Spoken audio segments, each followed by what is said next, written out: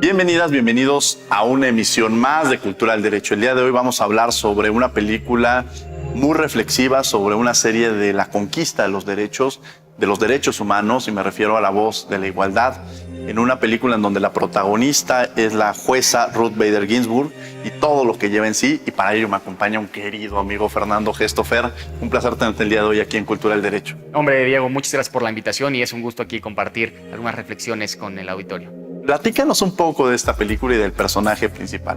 Sí, como tú bien dices, la personaje principal es la jueza Ruth Bader Ginsburg, quien fuera ministra de la Suprema Corte de Estados Unidos desde 1993 hasta hace unos meses que falleció, y trata de los inicios como abogada de Ruth Bader Ginsburg, desde que estudió en un contexto pues complicado para las mujeres en la Universidad de Harvard y después en Columbia, para pasar con un problema de que no podía conseguir trabajo por el mismo hecho de ser mujer, hasta después llegar a la academia y una influencia que tuvo en el litigio estratégico para lograr la conquista de los derechos humanos, en específico para eliminar la discriminación de la ley para las mujeres. Ya hablaste de esta figura de litigio estratégico. ¿Qué es esto de litigio estratégico y cómo funciona? Pues mira, es muy interesante esto de litigio estratégico. Son casos de personas normales que tienen, de ciudadanas y ciudadanos de a pie, que tienen algunos elementos que pueden llevar a las cortes a sentar precedentes que realmente pues tengan una injerencia en todo el sistema jurídico. Y entonces hay algunas clínicas de litigio estratégico. Esto se inició en Estados Unidos, supongamos con un caso de Brown versus Board of Education, que es la educación igualitaria sin importar la raza. Se llevó a través de un litigio estratégico. Un grupo de abogadas y abogados agarra el caso y lo lleva ante las distintas instancias para lograr tener un precedente en favor en este caso, a los derechos humanos. Oye, en esta parte que estamos platicando, ¿qué fue primero, el huevo o la gallina, no? Siempre hay esta discusión filosófica, y sucede lo mismo con la ley. ¿Qué es lo que hace los cambios? ¿La ley modifica la conducta social o las conductas sociales hacen o empujan los cambios normativos?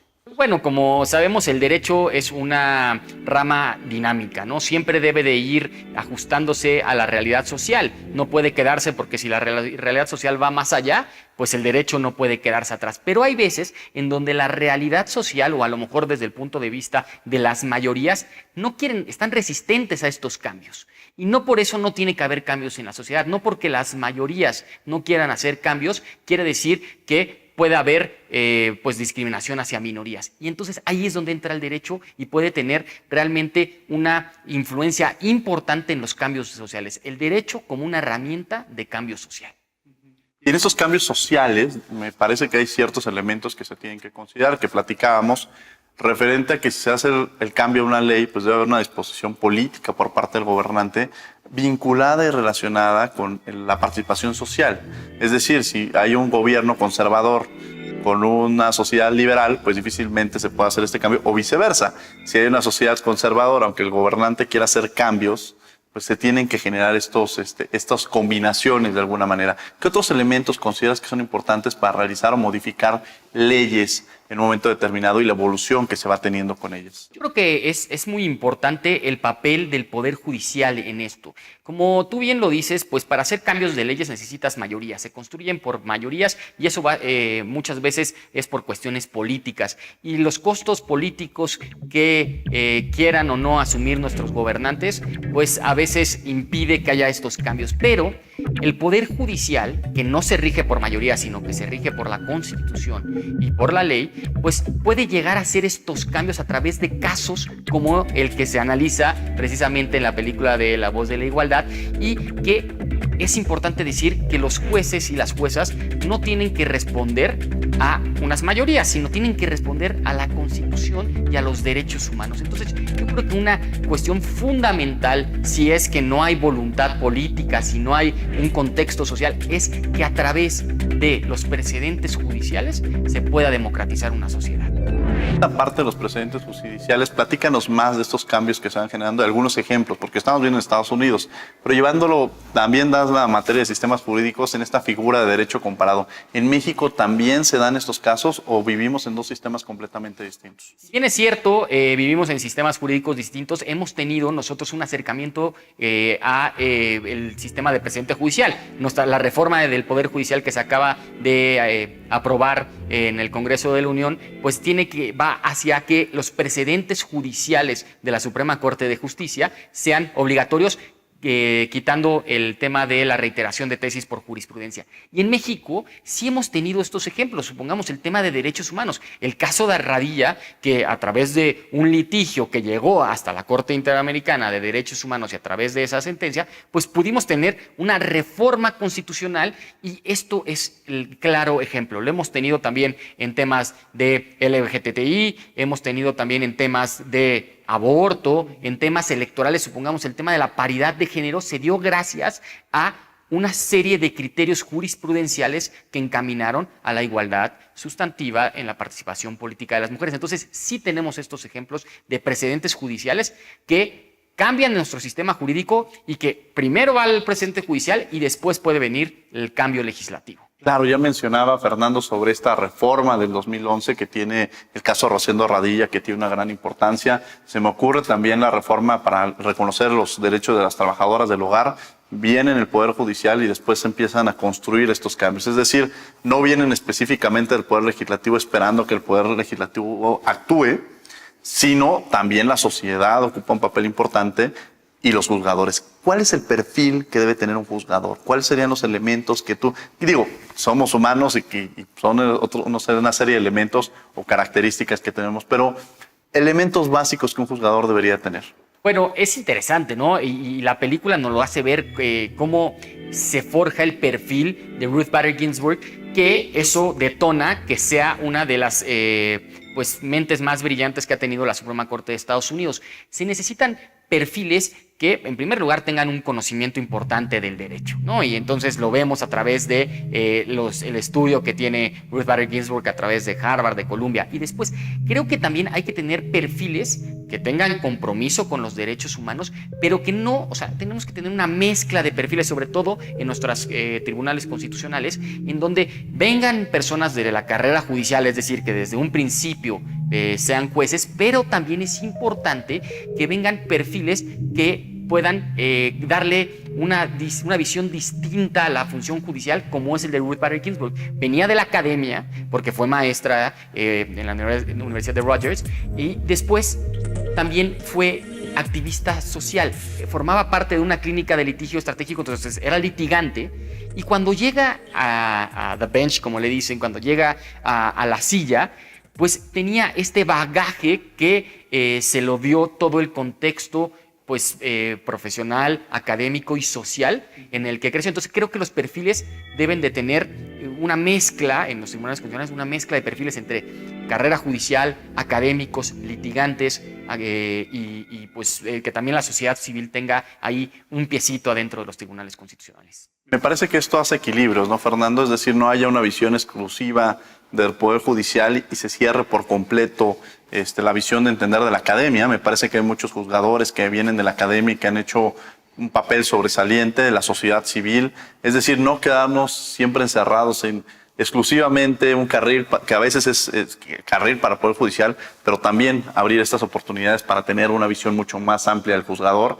y sobre todo entender el contexto y no quedarse encerrado como esta caverna de Platón exclusivamente en lo que se está viviendo. Estás en Cultura del Derecho, no se vayan, vamos a un corte. Los invitamos a que nos sigan en las redes sociales, Facebook e Instagram como Cultura del Derecho y Twitter como Cultura del Derecho. No se vayan.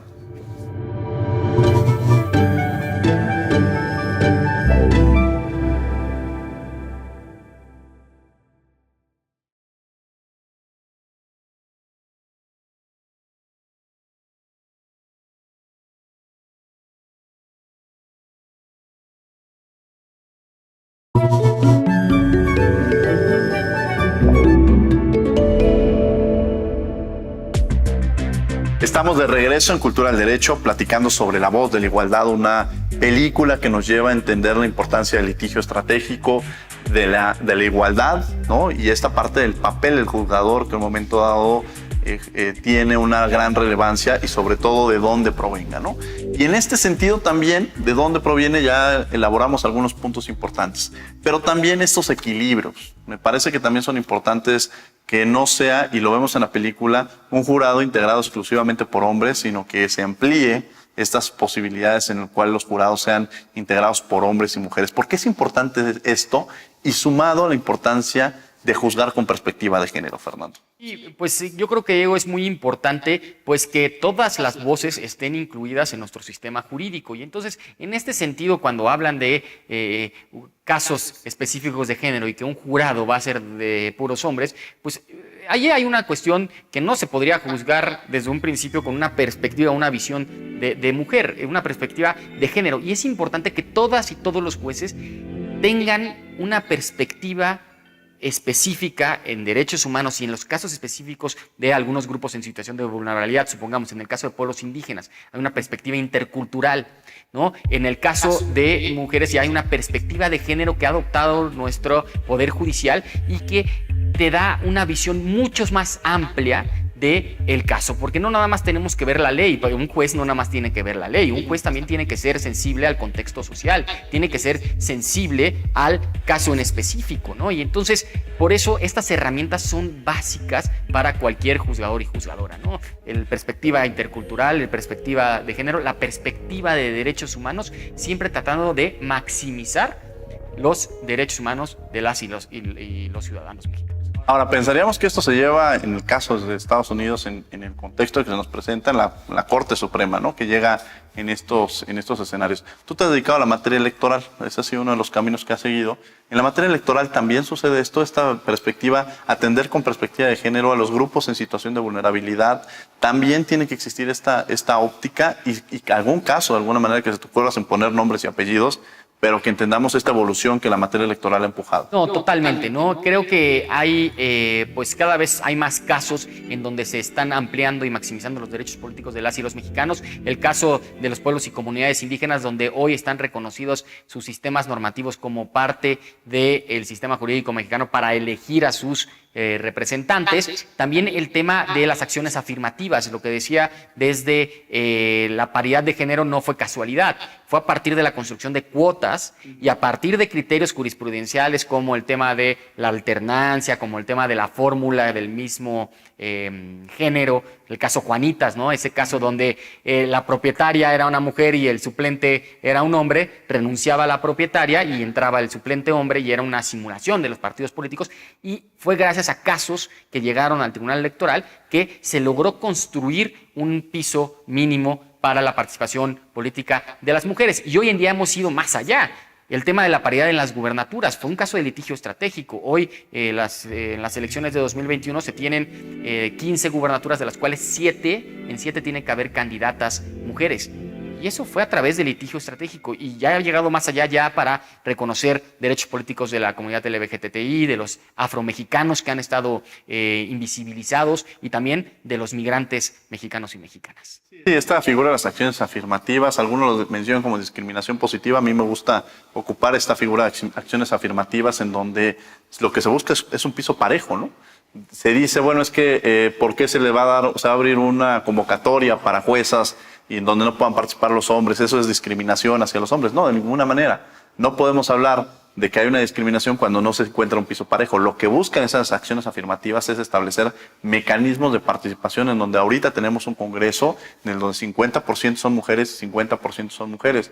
Decían es que a las mujeres no les gusta la política. No, es que no se están abriendo los espacios. Entonces, conforme se van abriendo estos espacios, me parece, Fernando, es donde se empieza a tener una mayor participación y de diversos sectores. Ya lo decíamos, mujeres, grupos afromexicanos, indígenas. La importancia de esto que lo estamos viendo desde esta óptica, ¿no?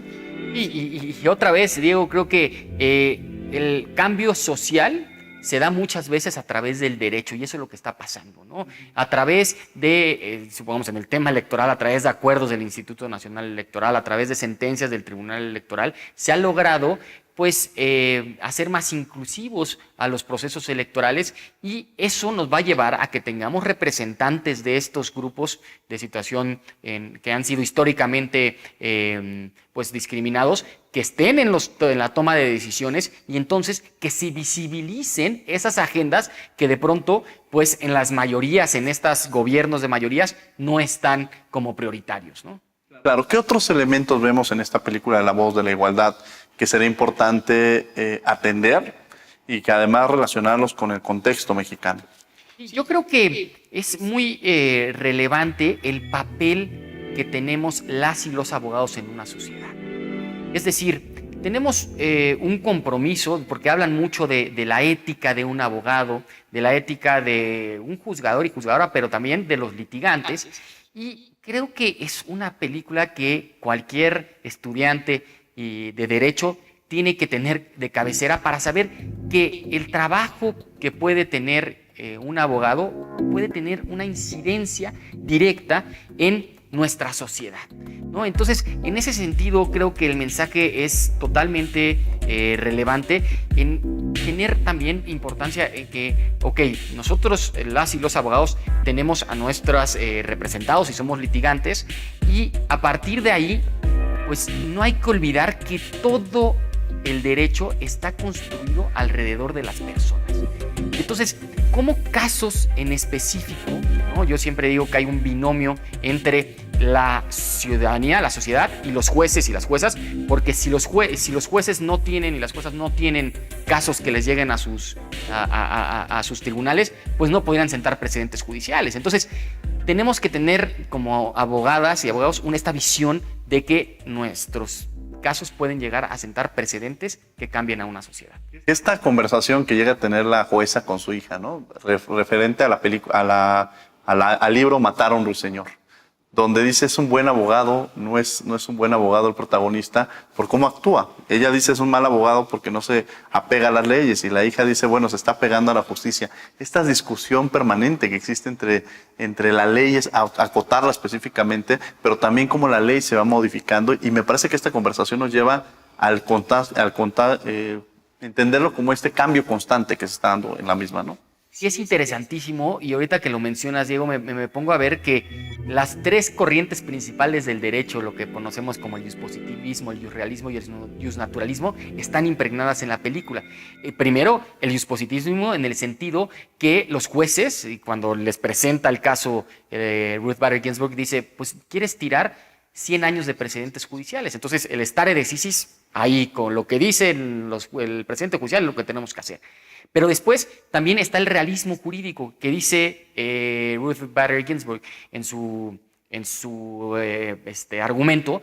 Dice que la sociedad ha cambiado, y eso se ve perfectamente cuando ella ya empieza a dar clases y el salón está lleno de mujeres, ¿no? Y entonces dicen, ya la realidad ya pasó, lo que no ha cambiado es el derecho, y no podemos decir que el derecho no necesita ir apegado a la realidad social. Entonces ahí es la corriente del realismo. Y después, lo que decías de la plática que tiene con la hija, ¿no? Ahí desde el punto de vista del jusnaturalismo, en el sentido que pues el derecho está para hacer justicia. El contenido del derecho hace que sea eficaz. Si es injusto el derecho, entonces no lo podríamos nosotros considerar como derecho válido o eficaz. Interesante esta reflexión que nos da la película y cómo nos empieza a introducir en diversos temas. Estás en Cultura del Derecho, vamos a un corte. Los invitamos a que nos sigan en las redes sociales, Facebook e Instagram como Cultura del Derecho, y en Twitter como Cultura del Derecho.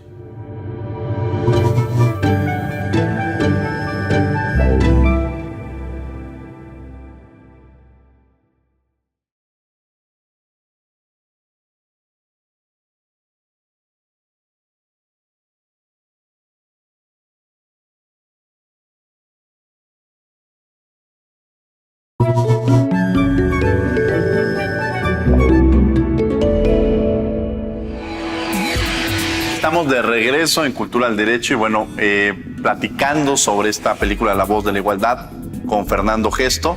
Fernando, ya hemos tocado diversos temas y esta película es una película que estamos hablando de los años 70. y nos lleva sobre la discriminación, sobre el tema de igualdad de género, una serie de luchas que se venían construyendo en años importantes. Los 60s y los 70s fueron la construcción de muchos derechos humanos gracias a estos movimientos sociales.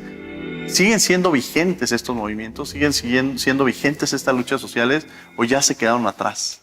No, pues los movimientos sociales siguen, ¿no? Y lo estamos viendo como, pues en los últimos meses hemos seguido estos movimientos que han estado presentes, como el Black Lives Matter en Estados Unidos, aquí en México el movimiento feminista, que tiene una fuerza importante y que tiene una lucha que, pues ha logrado mucho, pero que todavía no se logra esta igualdad sustantiva entre hombres y mujeres, y que sin duda, pues este tipo de reflexiones que nos hace ver la vida de Ruth Bader Ginsburg, pues toman relevancia para nuestro contexto, en donde se necesita, para hacer los cambios sociales, sí de un movimiento social organizado. Entonces ahí está el trabajo de la sociedad civil, el trabajo de estos movimientos, pero que también tiene que ir acompañado de toda una estrategia jurídica para hacer cambios en nuestro ordenamiento normativo. Y entonces ahí es donde entra el trabajo de las y los abogados, del Poder Judicial,